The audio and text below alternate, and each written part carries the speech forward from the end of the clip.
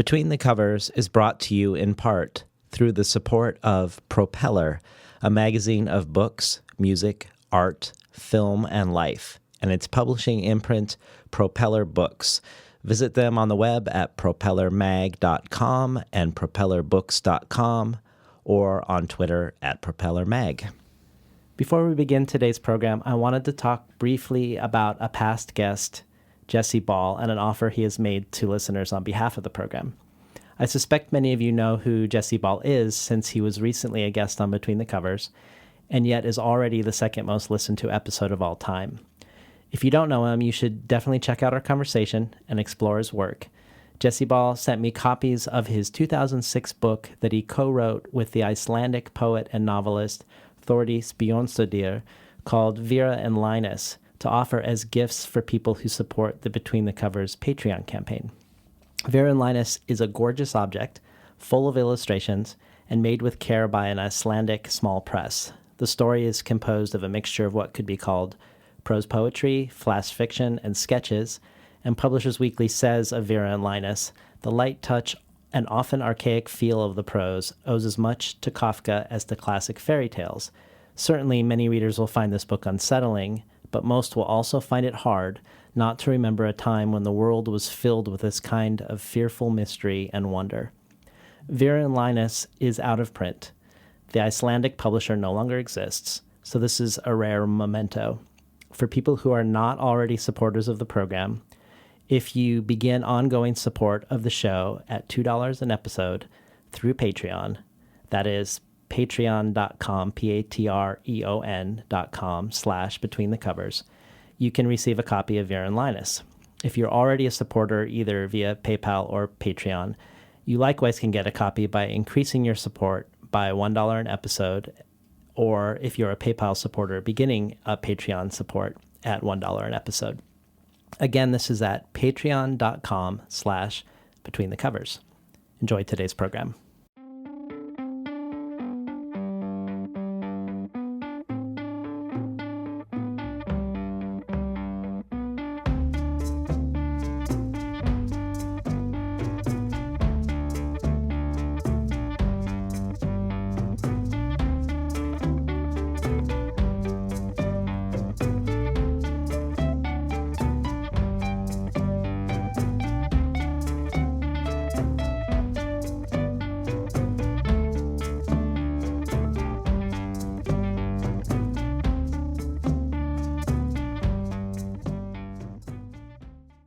Good morning and welcome to Between the Covers. I'm David Naiman, your host. Today's guest is poet Safiya Sinclair. Born and raised in Montego Bay, Jamaica, Sinclair received her MFA in poetry at the University of Virginia in Charlottesville and is currently a PhD candidate in literature and creative writing at the University of Southern California.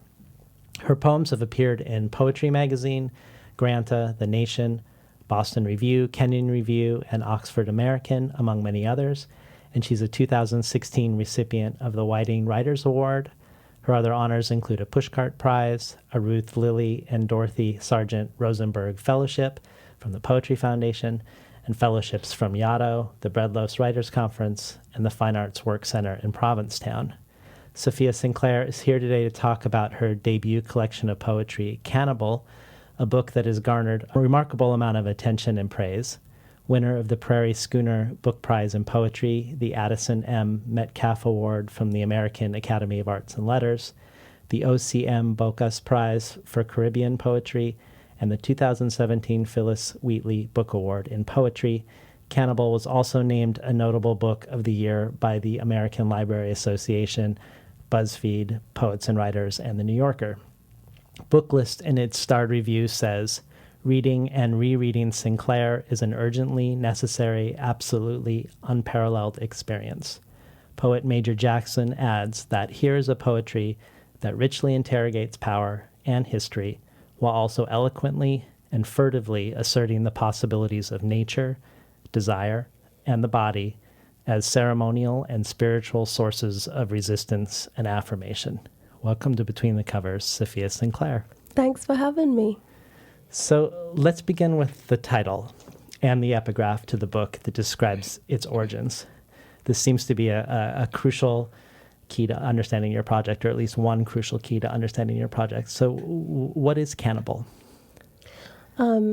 Well, I say at the beginning of the book in the epigraph, I talk about the etymology of the word cannibal and how it's connected to being a Caribbean person. So the word cannibal is the English variant of the Spanish word cannibal, which comes from the word Caribal, which is a reference to the native Carib people whom Columbus thought ate human flesh and from whom the word Caribbean originates. So the word Caribbean is linked to this idea of being cannibal, being savage, being other, being monstrous. And you say by virtue of being Caribbean, all West Indian people are already in a linguistic sense Born savage. Born savage.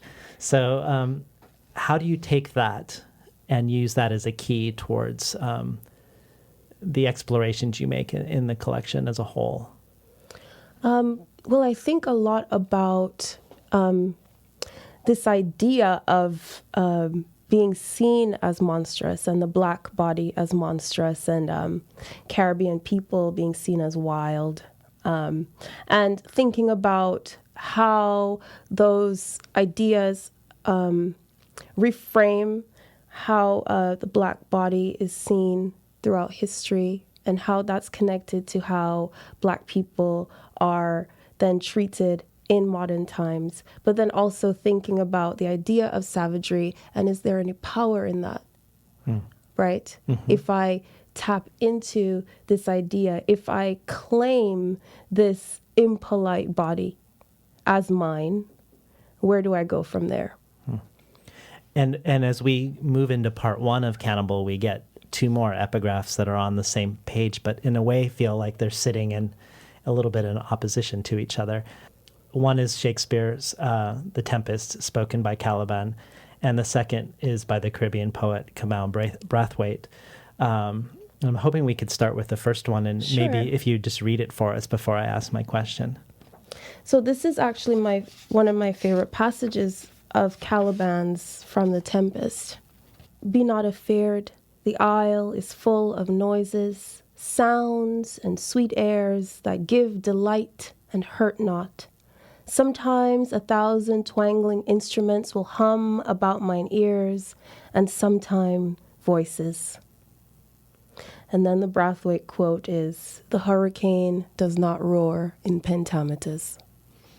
So for people who might need a refresher on The Tempest, can you orient us to Caliban? Sure. So The Tempest is a play about a European duke or something that has been exiled from his country. I think it's Naples, and he is then shipwrecked on an island. And so that's where The Tempest comes from, the storm that shipwrecks him. Or the tempest could be something more inwards. But he's shipwrecked on this island, and he comes across a witch who lives there. Her name is Sycorax. And she teaches him magic, and then he banishes her, and her son is Caliban. And so this Lord Prospero banishes the witch who taught him magic and takes her son Caliban as his slave. And so Prospero and his daughter are living on this island until another shipwreck of passengers come. And Caliban is when he's described, isn't entirely described as human. No, he's not. So we have a character who speaks, in lyric, speaks beautifully about his selfhood and what he's lost, but he's described as a monster, fish-headed monster, a fool, and the stage directions just say Prospero's slave or something to that effect. And Prospero takes it upon himself from his perspective as a sort of benevolent, civilizing act to teach him to speak the Queen's English. Yes. And there's even a scene where both Prospero and Miranda confront Caliban, and they're like, we taught you language. Basically, you should be grateful. And, to which Caliban retorts, you taught me language, and my profit on it is I know how to curse. And I always like that line because it's Caliban sort of saying, well, how can I use your language against you? Yeah, which is kind of what you were saying Yes. was the enterprise for you with Cannibal. Yes. So you said before, at a very young age, I identified with Caliban as a representative of the linguistic and psychological exile of the Caribbean self, to be forced to speak in the language of the colonist, the language of the oppressor, while also carrying within us the storm of Jamaican patois. We live under a constant hurricane of our doubleness. In many ways, we will always be a stranger to ourselves. As Walcott says, our bodies move in one language and think in another. And this quote resonates with the second epigraph that you've read by Brathwaite. When you say we live under a constant hurricane of our doubleness, he says, in confrontation to Shakespeare, the hurricane does not roar in pentameters. Yes. Cannibal enters a long conversation with other Caribbean poets who are engaged with the rewriting of The Tempest. Can you talk about the predecessors that have engaged with The Tempest as Caribbean writers and how this enters that conversation?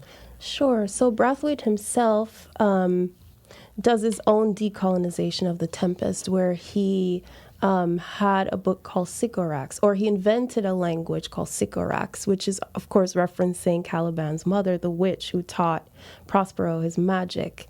And, you know, he goes about using broken syntax and dialect as a way of fathering his own kind of poetic language. And that is always an important text to me to think about. Even if I go about it differently, I appreciate what Brathwaite is doing with breaking the language to put it back together, constructing it in our own rhythms and meter and music, which is what he means when he talks about the hurricane and roaring in pentameters, which is basically the pentameter itself is a part of English prosody, and it is meant to reflect the natural environment of the British Isles of England, of the snow falling. But if you're in the Caribbean, that's not the music you hear. That's not the landscape you see, right? It's rich, it's fertile, it's the tropics. Everything is growing into everything else. It's impolite. And so a part of my poetic project is finding some way to reflect that Jamaican and Caribbean landscape on the page, in imagery, in music and metaphor. And then, of course, you also have Césaire, who had his own version of The Tempest called Une Tempête, and he's rewriting the play from the point of view of Caliban himself.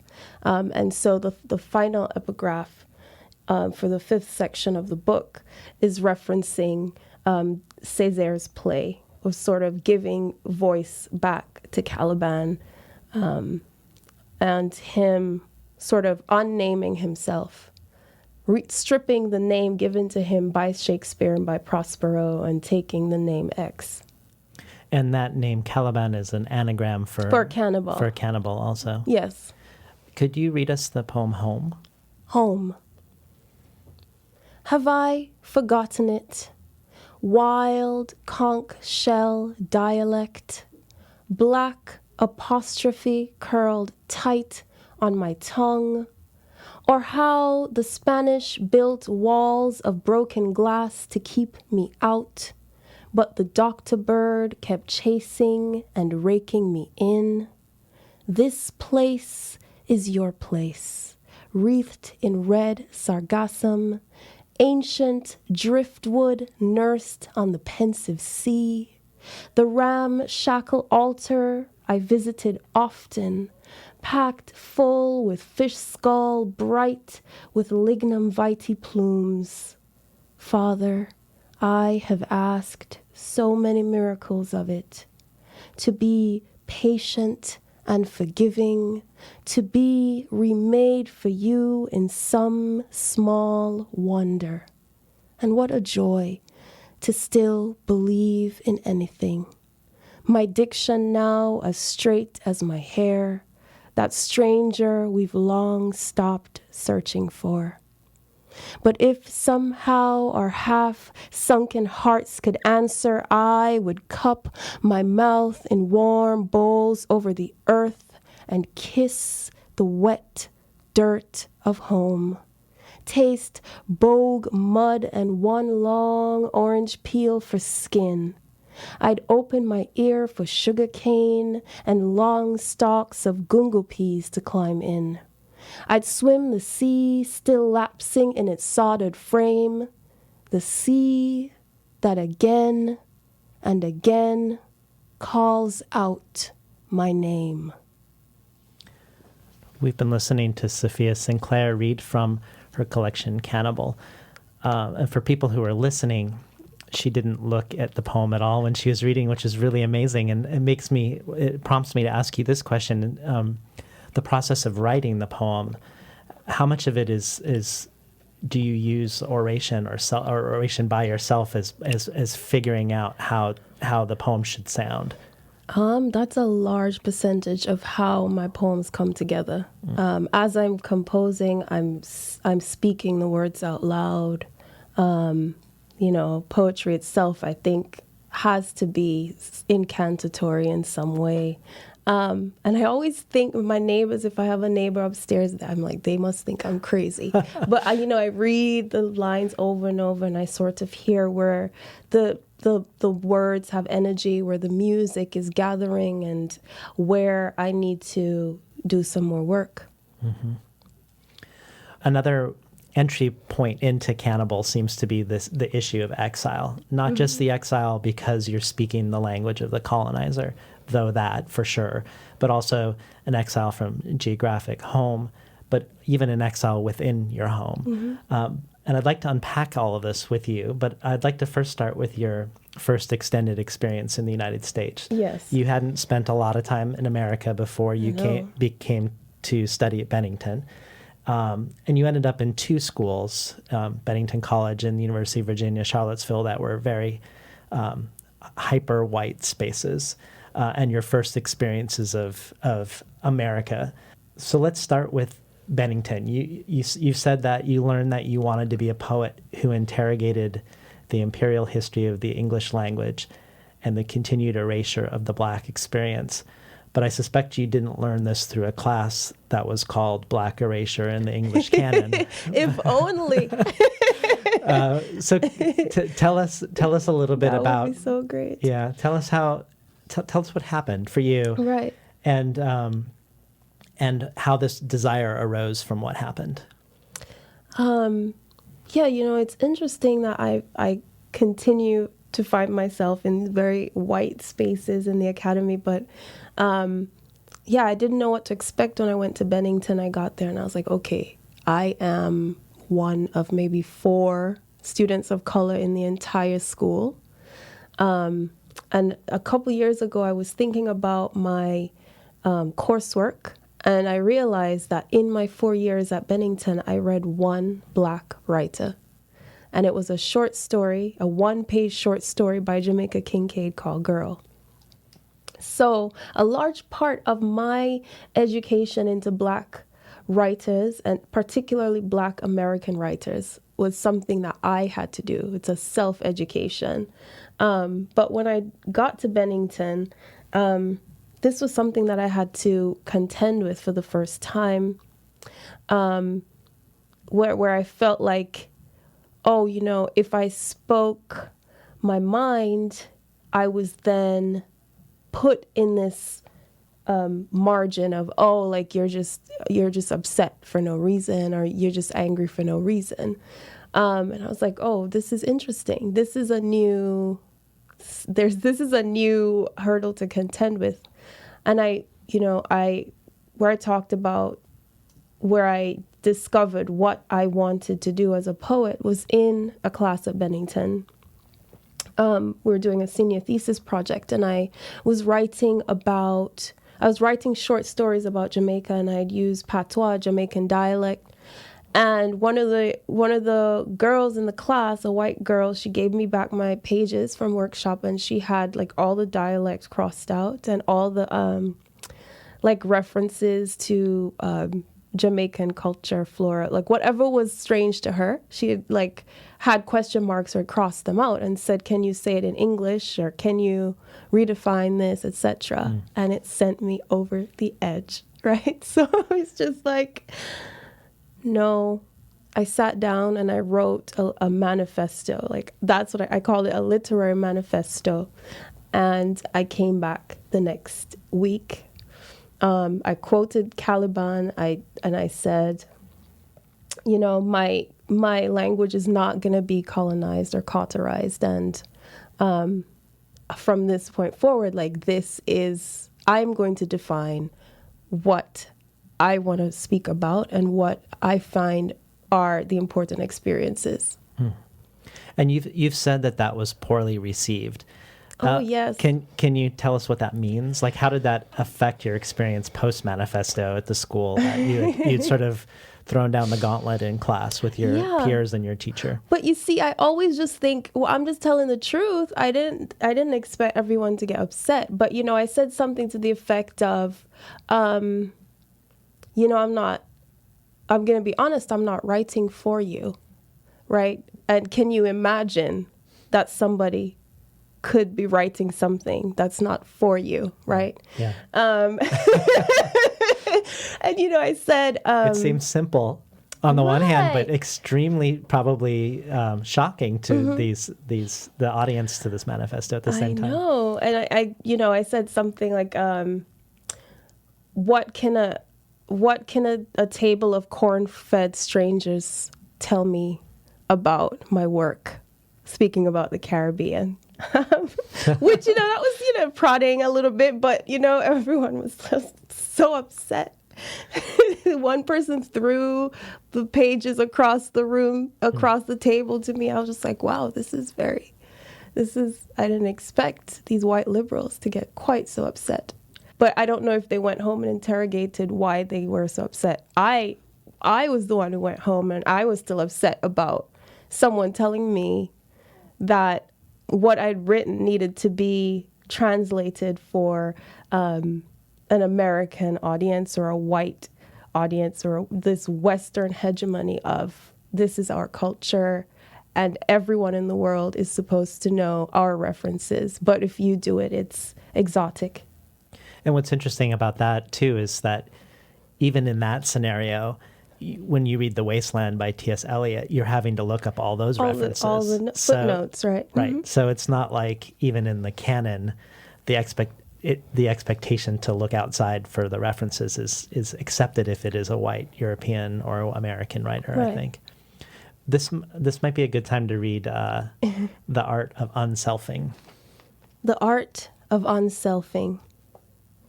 The mind's black kettle hisses its wild exigencies at every turn, the hour before the coffee and the hour after. Pen scratch of the gone morning, woman a pitched hysteria watching the mad ant scramble, her small wants devouring. Her binge and skin thrall, her old selves being shuffled off into labyrinths, this birdless sky a longing. Her moth-mouth rabble on facing these touch-and-go months on the winter, torn letters on the floorboards, each fickle moon pecked through with doubt. And one spoiled onion, pale cyclops on her kitchen counter, now sprouting green missives, some act of contrition, neighbor God's vacuum, a loud rule thrown down. Her mother now on the line saying too much. This island is not a martyr. You tinker too much with each gaunt memory, your youth and its unweeding. Not everything blooms here a private history. Consider this immutable. Consider our galloping sun, its life. Your starved homesickness. The paper wasp kingdom you set fire to, watched for days until it burnt a city in you, until a family your hands could not save became the hurricane. How love is still enrooting you. and how to grow a new body, to let each word be the wild rain swallowed pure like an antidote. Her mother at the airport saying, "Don't come back. Love your landlocked city, money, buy a coat, and even exile can be glamorous." Some nights she calls across the deaf ocean to no one in particular. No answer. Her heart's double vault, a muted hydra. This hour a purge of its own unselfing. She must make a home of it. You've been listening to Safiya Sinclair read from her debut collection of poetry, Cannibal. The poem suggests, among other things, a finding of a home within a non-home, within a non-belonging. And it makes me think of the Brathwaite assertion that a Caribbean person becomes a Caribbean person only when they actually leave the Caribbean. That the desire or need to migrate is at the heart of the West Indian sensibility. And I was wondering what your thoughts were about his thoughts. I mean, I think that's true. I think a lot of Caribbean writers particularly feel that we don't have the same literary spaces in the Caribbean as you do elsewhere. And most Caribbean writers only become heroes in the Caribbean after they've been lauded elsewhere. Which is, I think, a sad thing and something that, you know, I know several organizations in Jamaica are trying to change that. But, you know, Jamaica is, as we were talking about before, a developing country.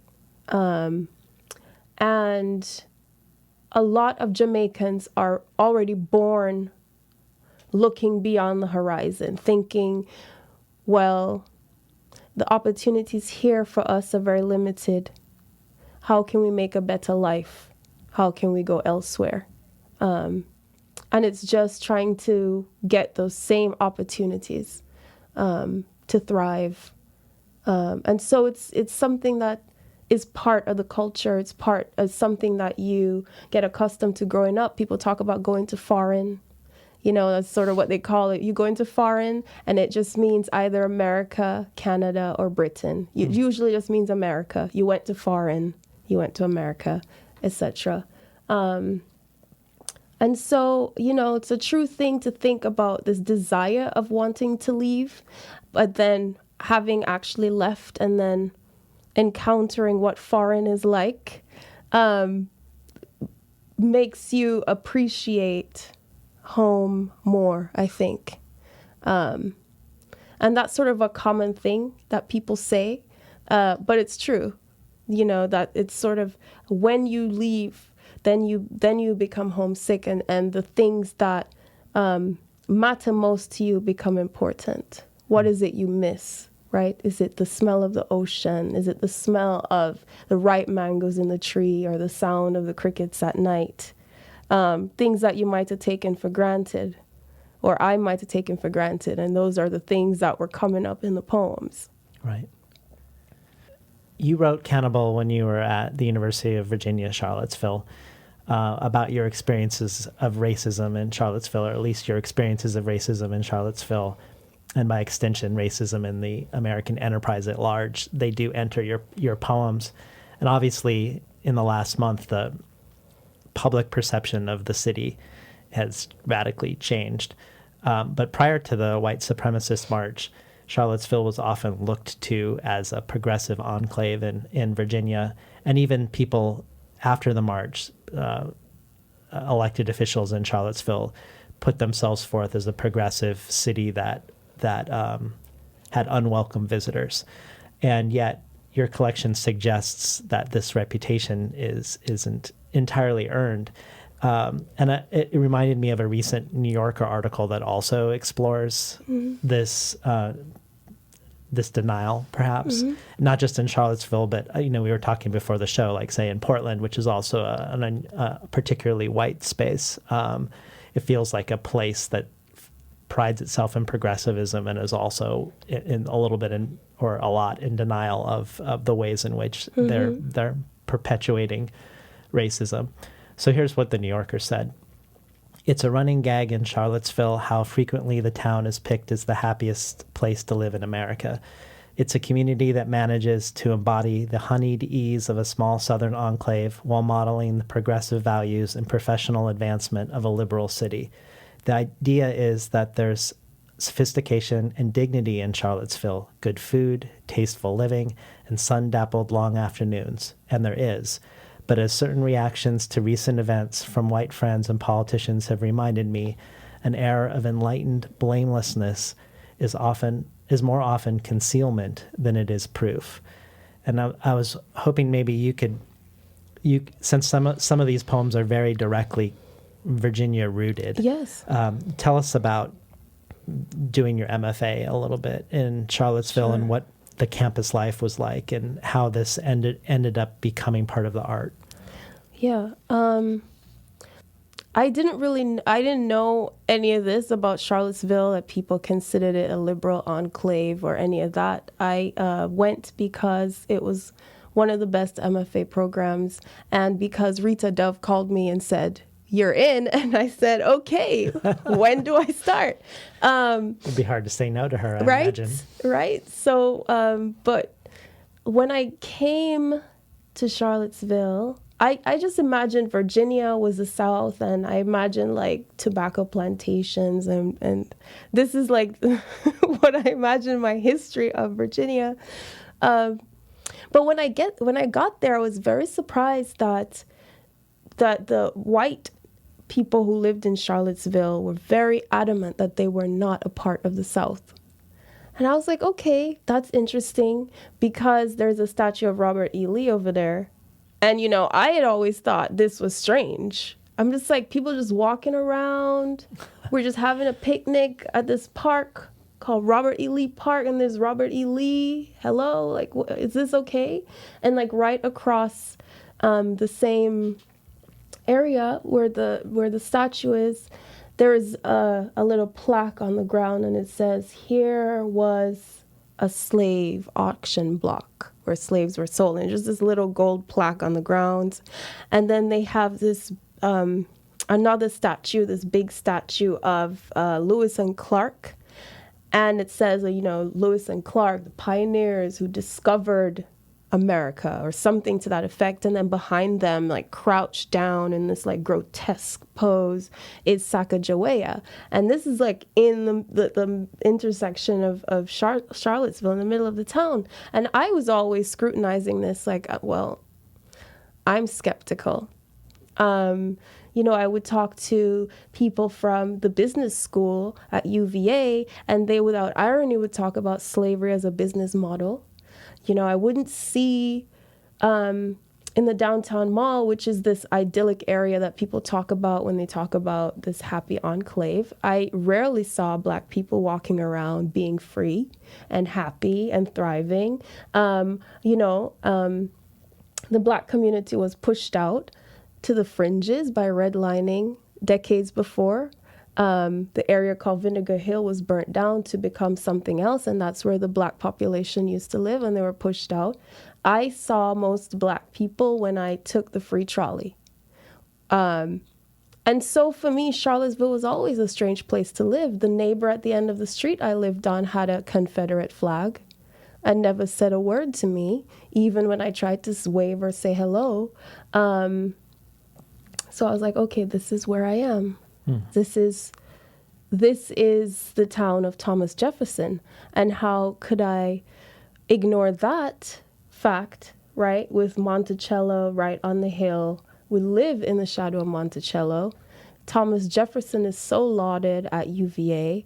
And I think it's interesting that the conversation has come to, well, we can't compare Thomas Jefferson to Robert E. Lee. Like, these white guys were worse than these other white guys, right? Like, they were all bad.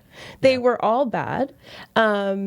We talk about the rotunda in Charlottesville. It was built by slaves. We don't talk about the areas in Monticello where slaves were supposed to stand to remain hidden from the guests of Thomas Jefferson. You know, the students referred to him without irony as TJ. People still talk about like him and Sally Hemings like it was a love story. Yeah, she was 14 years old. That's what I read was the only acknowledged, even though the school was built by slaves and there are slave quarters underneath the dormitories. Yeah.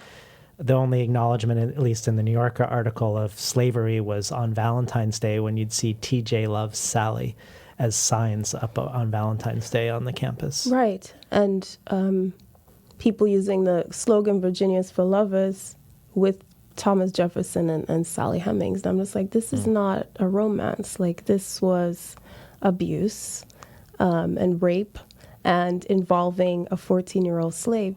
So, you know, it's a fraught history. And while I was there, it was very maddening to me that nobody really seemed to be talking about it. And maybe it's because I was an outsider. I'm not American, that I was just very skeptical of this great American hero and this place that was supposed to be lauded.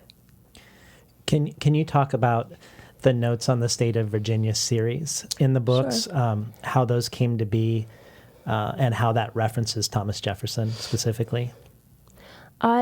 So Thomas Jefferson wrote the text, Notes on the State of Virginia, and this is like another text that I thought, okay, what can I do with this? Is there some way that I can dismantle it or decolonize it or deconstruct it? And so that's where it came from. And the catalyst, I remember when I started writing the series, that there was a frat house that spray painted on one of the bridges at UVA, "We don't want any niggers here." And for me, that was a heart-stopping moment, that I was just like, I'm living in this place. This is what's happening. We got one just perfunctory email from the university, and then it was like washed off the next day and never spoken of again. That was 2013 in Charlottesville. And that was a moment where I said, I want to go home. I don't know if I can do this. And for me, the only way to make sense of it going from there was to write about it and to try to find some sense of self on the page, or try to find some power in writing about it. And so I began to write the series about my experience living in Charlottesville and taking on this idea of Thomas Jefferson as a heroic man. Could you read for us Notes on the State of Virginia #2? Sure. Notes on the State of Virginia 2. February. I am an open wound, woman discarded and woman emerging, scars devising scars. To live here, we know precisely how to be haunted. Sundown sun, a sterile sky come running, sweet gallow grass whistling, ghosts. All year we learn that chainsaw hymnal. Outside the lawn, another excavation. Slave quarters found concealed in the student dorms. Buried rooms choked, sounds bricked off. 2 centuries' thorns may break sudden bloom. What can we say? No one speaks of it. I dream pristine. And skirting the caution tape instead, we clasp hands with each other in complicity. Somewhere, the ghost arm of history still throttling me. This taste of old blood on the wind. The crouched statue of Sacagawea shrouded behind the pioneers. Creature of unbelonging, unname a new silence. Magnolia, explosion, its leviathan shade. Then fall. What sick Messiah, fall, I am coughing in the aisles again, where bare triage of voices pour molasses in my ear, where a bald insurrection of tongues. then squashed rebellion, scrutiny, indoctrination. To live here, we know precisely how to be hunted. We've been listening to Safiya Sinclair read from Cannibal. Have you been back to do readings at either of these places? I'm curious, or now that you don't live in Virginia or at Bennington College and you've spoken out about both experiences and also made art about them, have any of the bad actors reached out in any way? I'm just curious if there's a way in which you've engaged those communities since this, or that's a good question. The bad actors. The thing about the audacity of whiteness is that I don't even think that some of these bad actors would recognize themselves in what had happened. And that's like the stark truth that when Black people experience microaggressions or straight up aggressions, that often the aggressor goes home, sleeps, eats, goes about the day, and never thinks of it again. Whereas for me, I think about it. It gnaws at me. And so, I don't know. The interesting thing was one of the bad actors from Bennington moved to Charlottesville. Oh, no. The girl who had crossed my pages, I encountered her in Charlottesville, and she was my waitress. And so there was this, white liberal college or just out of college movement, for some reason, from Bennington to Charlottesville, which sort of goes back to what we were talking about how a place changes through who lives there and through a certain kind of gentrification or whatever. But I did, re-encounter her. But I don't, I didn't bring it up. And I don't know if she recognizes herself there. Yeah. So, I think about it all the time. Similarly, there was somebody at Bennington who wanted to do for his senior thesis a minstrel show in blackface. And again, this person just wrote me and was like, hey, like nothing ever happened. Would you like to do a reading? Wow. Yeah. So it's very bizarre, but I haven't been back to Charlottesville since I moved, but I have been back to Bennington. And so I think that they are trying to be more diverse. I remember I when I returned there, they were like, it's more diverse now, right? And I'm like, well, you have 10 Black students now instead of 4. So wow, is that more diverse? Right.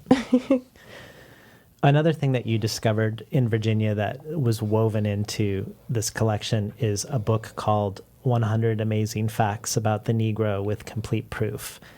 Can you talk about that book and then the series that comes out of your experience of that book? Yeah, so I found this book while I was in Charlottesville, and I was working on my thesis, which turned out to be part of Cannibal. And I thought, wow, this title alone is so strange. And the book itself was like quite amazing, where it was all these facts, some unconfirmed, about Negroes in America and in the world. And so I wanted to do a series based on that title, and to sort of see how I could link that title to the systemic racism in America and these facts about America, about slavery, that I was encountering in all the places I lived. All these spaces are spaces of violence. And it's hard for me to not feel that at my root. And I think about that all the time when I'm writing poetry in the place that I'm living, which it affects me greatly. So each of these poems in this series has an epigraph from the author of the book. except for one. Except for one. Which has an epigraph from James Baldwin. Yeah. Tell us The goat. Tell us a little bit about why you decide to disturb that that symmetry with the Baldwin. Well, the poem that has the Baldwin quote is the second poem in the series, and the poem itself it sort of gallops forth from thinking about the pseudoscientist who his name's Samuel George Morton, and he was the one who devised measuring skulls as a way of somehow proving the supremacy of Caucasian people. But I wanted the poem to start with trauma, but end with empowerment. And for me, the Baldwin quote just summed up everything that I wanted the poem to have as a foundation and to go from there. And I thought it was a good sort of being in the middle of the three poems, that was a good place to have it. Well, let's hear a couple of them if you don't mind. Sure. I would love it if you'd read part 1 and part 3. Okay. So this is 100 Amazing Facts About the Negro with Complete Proof, 1. And this epigraph is taken from the book of the same name. In 1670, Virginia passed a law forbidding Negroes from buying white people. This was 51 years after the Negro had arrived in chains. Free Negroes bought white people in such numbers in Louisiana that the state made a similar law in 1818. Beware the African in its natural state. His thoughts, much wilder and darker than you can imagine, bisect in blood knots in the trigger of his rib cage. In the ripe season, his blood will burn hot. Each knot coils tight, a fist inside his body with rigid animal violence, dark braids of hair. Hope and ache culled taut in his throat will strain to form a black bark of words. Do not attempt to understand the diction of a Negro. He wakes in strange tongues and speaks entirely with his body. The Negro scrawls the language of the birds, dreams of bold rivers and molten crowns, your blue field peopled with bucksaw and burrheads, your hedges raised with pickaninny, starved black-eyed Susans, dark heads teeming, remembering. Observe the teeth, astonishingly white, as they struggle to gesture beyond anger. The Negro will shatter before he is kind.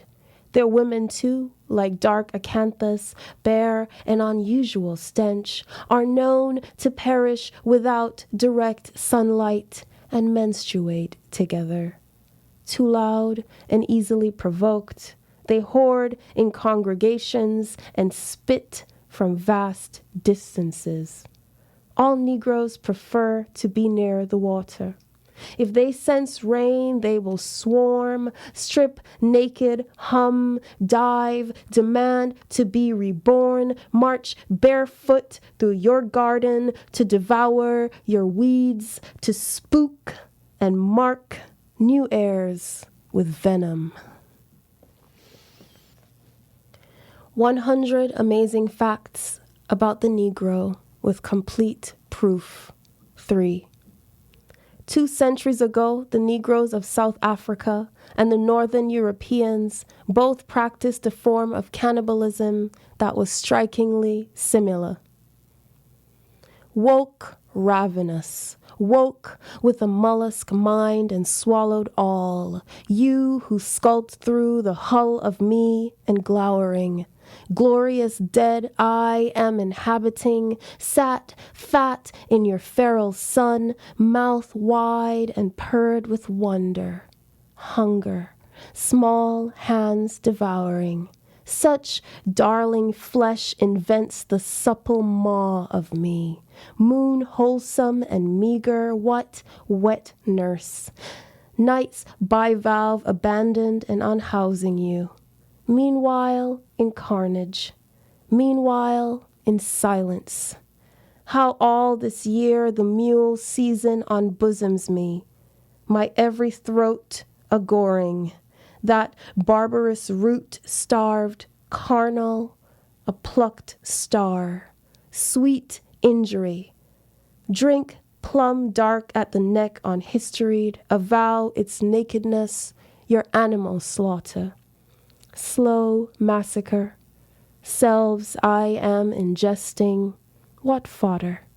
Morsel, we mean to say, wolf, bruise of unbecoming, imbibing stem and long tooth, wet seed case, the butcherous fruit, reap tongue, teeth, skull, Genesis.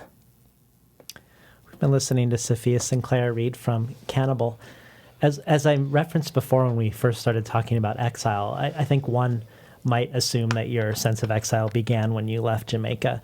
But you did this great interview at the Rumpus that I think I would really encourage people to look at, where you say that you began writing poetry when you were 10 because you already had a sense of exile, one that you felt within your own body, an exile that you felt at home and in your own country, and that this sense of exile is somehow linked to the desire to make poems. Mm-hmm. Can you tell us a little bit about your experience in Jamaica? Sure. Of exile, sure. Which I think people will find surprising given what their assumptions are based on the community you come from. Right. And, I do talk a lot about exile. I'm actually writing my PhD dissertation about that, sort of tapping into that. But I do mean unbelonging and a sense of isolation.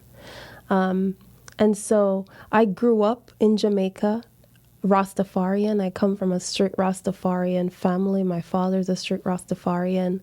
And so we were sort of the outcasts in Jamaican society. Like Rastafarianism is actually a religious minority in Jamaica. Persecuted in the early 1900s in Jamaica. And so that continues today, that my siblings and I were the only Rastas in school.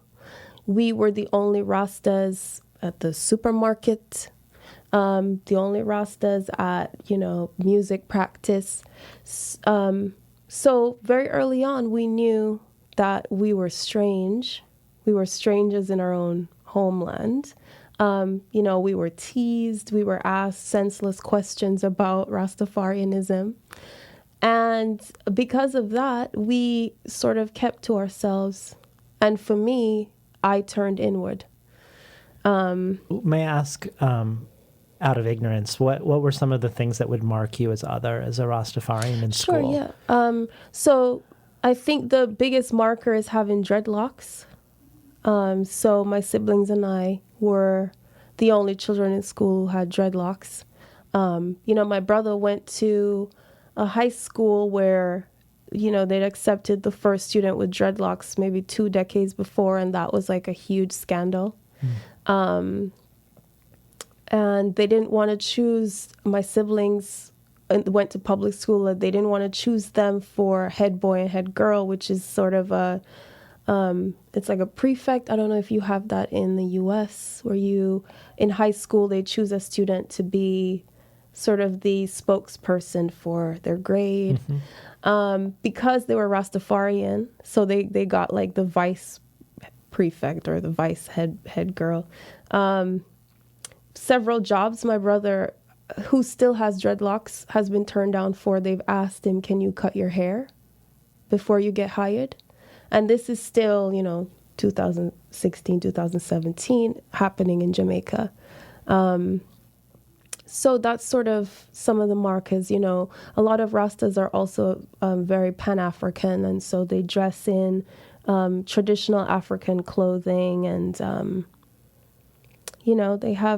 there's no one set tenet, but when I was growing up, the women weren't allowed to wear pants, and so we had to wear long skirts and long dresses, etc. But at school, we wore uniforms like everybody else. So the main marker was the dreadlocks. Yeah. Well, you mentioned also as part of the unbelonging was being a woman in a very strict patriarchal society. And was that strict patriarchal society Jamaica at large, or was that particularly the Rastafarian society? It's certainly both, but for me, it was Rastafarianism. So, being a Rastafarian or growing up in a Rastafarian household made me an outsider in Jamaica. And then for me, being a woman in Rastafarianism also made me an outsider. So I never truly felt comfortable anywhere except in literature, in poetry, on the page. Because, Rastas do have this very strict patriarchal view of things where men had a certain position of power and women were basically supposed to be in the kitchen. And I always questioned those power dynamics. And questioning was not looked upon very fondly in Rastafarianism either. So I was seen as very unruly and disrespectful, etc. So yeah, I had a lot of struggles with the idea of Rastafarianism as a woman because I didn't feel like there was any place for me there. They never considered a place for me. Well, speaking of fathers and patriarchy, you were once asked about your notion of audience as you write poems, and you said that sometimes you find yourself writing to God, but that you see God as a pathetic patriarchal figure that's disheveled and tattered, and it is this figure that I said that? Oh yeah. That sounds right. That sounds right. Well, at least that you write to a God yes. that you imagine this way, not that God is this way necessarily, but that you said sometimes you imagine a God like this. Yeah. Can you talk a little bit? Don't you, David? I don't know that I've ever imagined a God as I was writing a poem, but I might try it. Yeah. I don't know why. It's just another sort of act of imagination, but it is, I talk about this a lot, that the page is a place where I felt the first sense of belonging. And that's because I felt so muted and so silenced in so many different ways that this was the only place where I felt where I could speak back. And I think I'm still just speaking back to all these different patriarchal systems, which seems to me always rooted somehow in this idea of God. And so I'm speaking back to that idea. Could you read for us Pocomania and How to Be an Interesting Woman? Okay. I like these pics. These are, you surprising me. Are they unusual pics? As far as what you end up reading? No, some of them I read regularly at when I give readings, and some I haven't read at all. So I like that, keeping me on my toes. Good. Okay. Pocomania. Father unbending, Father unbroken, Father with the low-hanging belly, Father I was cleaved from, pressed into, cast and remolded, Father I was forged in the fire of yourself. Ripped my veined skin, one eyelid, Father, my black tangle of hair and teeth. Born yellowed and wrinkled, Father, your jackfruit, foster my overripe flesh. Father, your first daughter, now severed at the ankles, Father, your black machete. I remember your slick smell, your sea dark, your rum froth wailed and smeared my wet jelly across your cheek. Father, forgive my impossible demands. I conjure you in woven tam, Lion of Judah, Father, your red, gold, and green. Father, a flag I am waving, Father, a flag I am burning. Father, skittering in on a boat of whale skeleton, his body wrapped in white like an Orthodox priest. Father and his nest of acolyte women, his beard comber, his primrose, his dahlia, his Nagasaki blossom. Mother and I were none of them. Father washing me in eucalyptus and garlic and golden seal. Fathering my exorcism. Father the harsh brine of my sea. Making sounds only the heart can feel. Father a burrowing insect, his small incision. No bleat, but a warm gurgle. Daughter entering this world a host. Father your beach animal, your lamentations in the sand. Mother her red bones come knocking. Mother, her red bones come knocking at the floorboards. My mother knocking at his skull when he dreams. Scratching at your door, my dry rattle of Morse code. Father, let me in. With the mash-mouth spirits who enter us, Father, the split fibula where the marrow must rust. Father, the soft drum in my ear. Daughter unweeding her familiar mischief. Mother jangling the rib cage. I am here.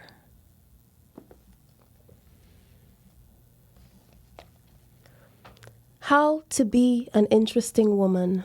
A polite guide for the poetess. Actually, pause. So this is actually not the title of the poem.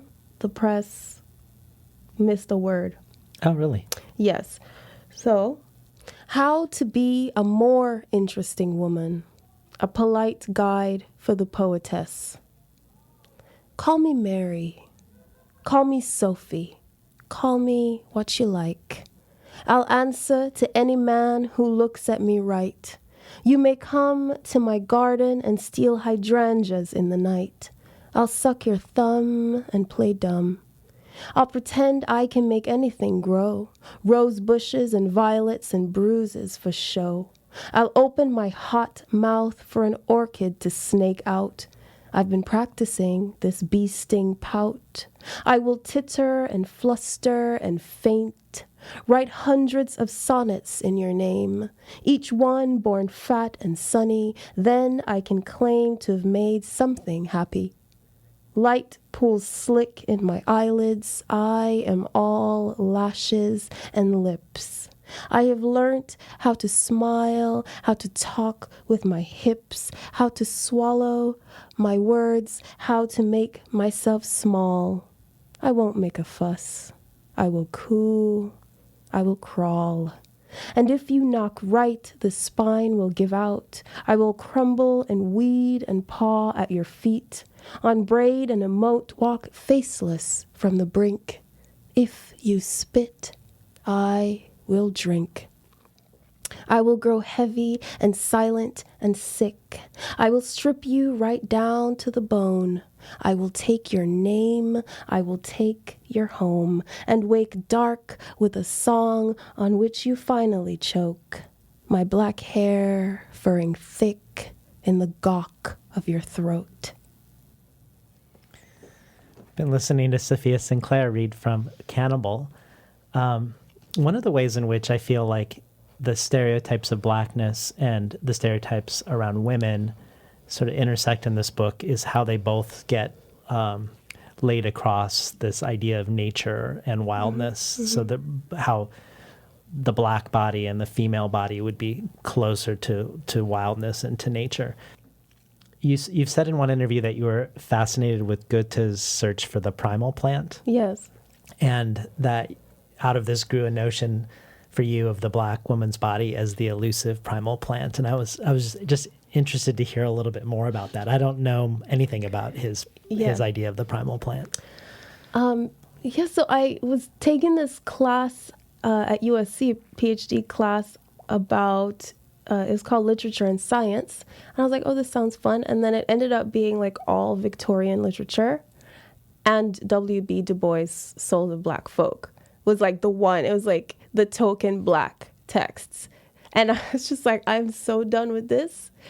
I then decided I'm going to, every class I take, every dead white man text that comes across my desk, I'm going to make something out of it. I'm going to grow something out of this. So in that class, I read about Goethe, who was very interested in botany and he did a lot of drawings of flowers and cross-sections, etc. And he was obsessed with this idea that there was a primal plant, the first plant from which all other plants came.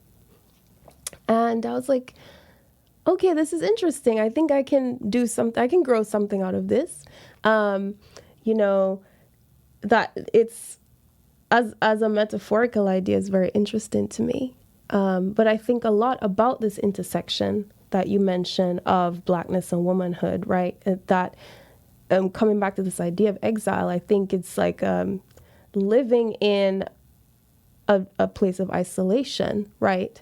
This sense of, Du Bois talks about a double consciousness. This is like a triple conscious. I mean, it's a place where you're often asked to choose between your race or your gender, or you're on the margins of either side of your race and your gender. And so for me, that is the original site of exile, this body.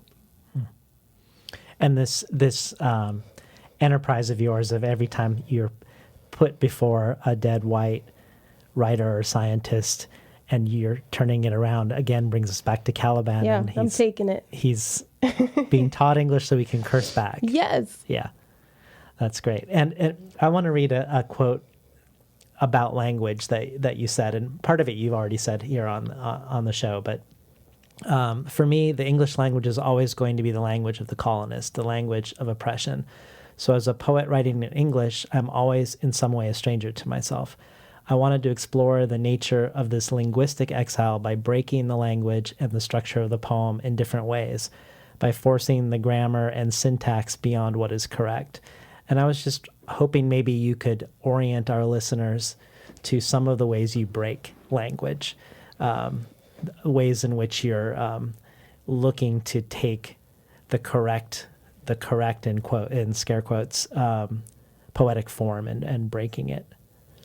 I mean, it's something I'm interested in doing. I don't know if I'm doing it as well as I'd like, that I'm still under these strictures of English, but I like to, when I read the poems out loud, that I find that there is breath in it, but also it makes me, that there's breathlessness in reading it. And I'm always trying to find ways of using Jamaican vernacular patois or pronouncing words the way that, so, I just read Pocomania, and in that line I say, "Father, your black machete." In Jamaica, we call it a machete, not a machete. And so the meter of that line was written for the Jamaican pronunciation of machete. Machete would not work in the reading of that line. And so that's just one place where I'm trying to find. And the reference in the title was one that most Americans it's a Jamaican won't know. folk religion. Yeah. And I'm also trying to play with space on the page and where I take those pauses and breaks, and those are just some of the ways. But I think going forward, I'm still thinking of what can I do to grow myself out of this English language? Well, we can't not talk about the cover. Okay. Which is one of the most arresting and unnerving covers I like that I've ever encountered, actually. So I'm hoping you talk about Wangechu Mutu. Wangechu Mutu. How you chose this as a cover, and what conversation you feel like the cover is having with the poems. So Wangechu Mutu is this amazing Kenyan artist. Her work, and it's a lot of it is collage work, is incredible. And I first came across her when this poet who I really adore called Kathy Park Hong, she wrote a commendation for my poems in the Boston Review, and she said my poems remind her of Wangechi Mutu's collages. And I went and looked at Mutu's work, and I said, yes, she's speaking my language, because her work is very concerned too with the Black female body, with the fertile landscape of that body, of finding the margins of madness and wildness in the body and sort of subverting that. And so when I saw this image, I said, this is it. This has to be it. And I wasn't sure if the publishers were going to go for it. And you wrote an essay to argue for it. I did. I did. Are you seeing a theme here? I think I can write my way out of anything. So I did. I felt very strongly, and they agreed, and I got the cover. And I think that it so perfectly goes with the multiple ideas that I was trying to bring forth in Cannibal, talking about blackness, talking about grotesquerie, talking about the female body. And by putting it on the cover, like that sense of unnerving and discomfort that you might feel looking at the cover is deliberate. Mm-hmm. And I wanted that to be at the forefront, to say, are you going to look away? And here is this shamanic third eye, which is, the female genitalia part of the body that, is a place of power, but also a place of so much violence. Yeah, that's where the discomfort comes for me. It's not the placement of the female genitalia as the third eye. It's the medical device, yes, which you have no way to really know the context of why it's there. Right. So it's that's the part where I feel like, how am I supposed to read this? Yes. Yeah. Right, and it's going back to this dissecting of the body and the scrutinizing of the black body and the black female body as other. Could you read for us Chimera? Sure. Chimera. Margaret, your phantom limbs ache and marrow at my root, where we once twined low in our dim husk of coconut, skirting the toxic drain of milk, blubbering and hinged at the shattered cliff of pelvis, reaching for the light. Two flies drowned in the ink of absinthe, we slowly ruptured at the liver, severed where the hasty doctor wired her copper hook between us. You were a fish caught in the clasp of oxygen. Your fragile lungs could not deliver you. I clambered awake, sputtering in the night, the worn breath of fingers against my throat, imagining your plasma circling the basin, flushed away among the day's last offal, racking my body in black contrition, wondering why I survived. Mother, when she speaks of you, does not call you by a name. She has already abandoned your crippled stamen, plowing its helpless grief at the heart. But I was born anemic and only half a self, purpling and diaphanous at the wound, salvaged unwillingly from this divergent sacrifice, still clinging to your absent warmth. Sometimes I imagine nothing has changed. You rib and I claw. Sailing the earth in our rye husk, both preserved as one taxidermic enigma, or coiled thick in a jar of amnion in mother's old cupboard, dreaming the same dream in the dark. I've been listening to Safiya Sinclair read from Cannibal. I read that when you came across Anne Carson's autobiography of Red, it was an early inspiration for both breaking form and building of myth. Yes. And since myth is myth and mythical transformation feels really big for you. Can you talk about some of your other poetry inspirations, or either touchstone books or touchstone poets that you place yourself in the family tree of? The family tree. I love Audre Lorde, Sylvia Plath, Federico Garcia Lorca, Marquez as well, Kafka. I also love a lot of artists that I'm very inspired by them. Frida Kahlo, for example, is a big influence for me. Umutu, as I'd said, Lucille Clifton, James Baldwin. Yeah. Can you talk a little bit about what you're writing in your doctoral thesis? Like, what is the topic of it, and is that the next thing that we would expect from you? I don't know if it's the next thing, because I'm also working on a memoir about growing up Rastafarian in Jamaica. So that might be the next thing, but I'm not sure. I'm still trying to figure out what to do with like a critical dissertation, right? I'm trying to make it good, make it readable and not cobwebby. Yeah. Well, what are the critical questions you're asking? Well, I'm concerned with a lot of the things that we talked about here. I'm thinking about the language of dialect, of patois, of pocomania, or as we call it in Jamaica, kumina, as a way of rebelling against this isolation, this exile of speaking and writing in English, and the trauma of being part of the African diaspora. And that language that we speak, that incantation, the oral storytelling, as which is often seen as madness, which is often seen as savage, using that visionary language as a way of building ourselves a home.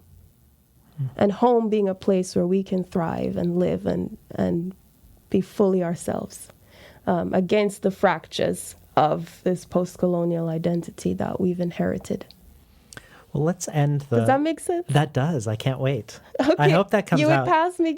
I would pass you, and it doesn't sound at all cobwebby. Good, great. Well, let's end the conversation today with one more poem. Sure. With Crania Americana. Okay. Which I think ends the collection as well. Yeah, that's the last poem. Crania Americana. And this is an epigraph from the pseudoscientist Samuel George Morton. The Caucasian skull is large and oval with well-proportioned features. The nasal bones are arched, the chin full, the teeth vertical. This race is distinguished for the faculty with which it attains the highest intellectual endowments. Lusus naturae, noun, rare, a freak of nature. Black body burns itself to bushfire. Spurned husk that I am, skinned, viscous, daughter in fever. Grief knifes its slow lava through my fluorescent, gnarled as if a neon viper, as if singed animus. Gas lamp hot fennecking, lit ocean liners gulped in. Such is our ambush. Spore of my peculiar, even the sea derails full throttle at every turn. What scurvy thrush unmoors this boiled microbial, as spite besots my humid mouth. Storm, hagseed, and holy, come dusk, a rum bottle sky I am sipping, my preening tongue the guillotine. No, nothing here will grow politely. Such is our nature. Such lurid rains sedate us villainous low. This eel eye screws to dazzling fright what slowly turns to vapor, and another hot light spoils me for grotesquerie. Sibling, Sisyphean, howl of my unusual. Now we have reclassified the very ape of us, half fish and half monstrous. Drowned spine of toothache take us and barnacled, all crippled filaments, all jawbone. Already plucked of cruder blooms, brined hippocampus unzipped with germ. My dropseed and unteachable. Lo, this indigene. Hissing into madness this infrared. All night or dark carousel, haphazards, churning to house our many jargon, mass congenital and cloven in. Diagram and moon-calfed, even I. How sometime I am wound with solitude. Enough a negress, all myself. Scorn, one gollywog bone knots the black mock of me, naked and denouncing us, artless. Vexed skin folk on fossiled hence. What a brittle world is man. Self-inflammable, I abjure you. And wear your gabble like a diadem, this flecked crown of dictions, this bioluminescence. Predator coiled eager at the edge of these maps. Master, dare I unjungle it?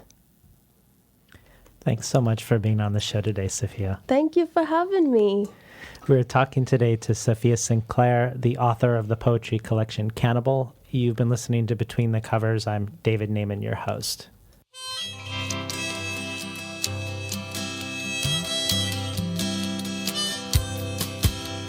Today's program was recorded at the studios of KBOO, volunteer-powered, non-commercial, listener-sponsored, full-strength community radio from Portland, Oregon, found at kboo.fm.